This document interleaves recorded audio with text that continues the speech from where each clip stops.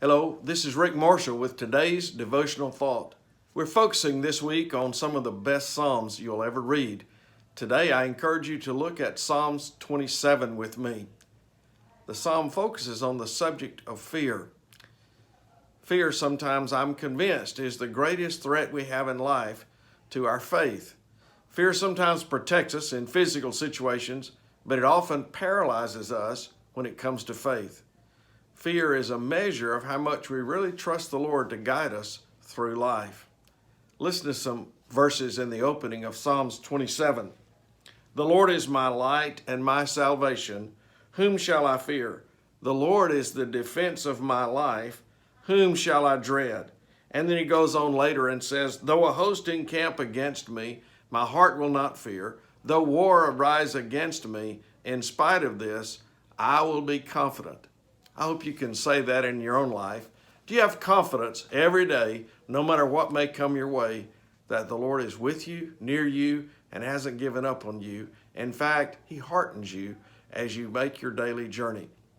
Faith, you see, has to become personal if it really does help us in our life.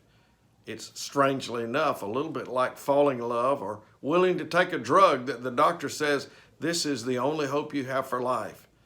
Faith has to be an experience if it's to help us, not just something we think about, not even an intellectual matter that we become convinced of its correctness. You will never place your cares and make the most important decisions of life correctly on faith unless you're personally invested in it. I'm reminded of a man who said he wanted to learn to pray, and he got 27 different books and read about prayer. He learned all the things, studied all the verses in the Bible about prayer, but his prayer life never changed. Finally, he decided he just had to pray. And so he started feebly, but more and more and more as he prayed, he began to gain confidence in prayer, and it changed his life. Before long, prayer became real to him. He was invested in it. You have to be invested in God if he invests in you.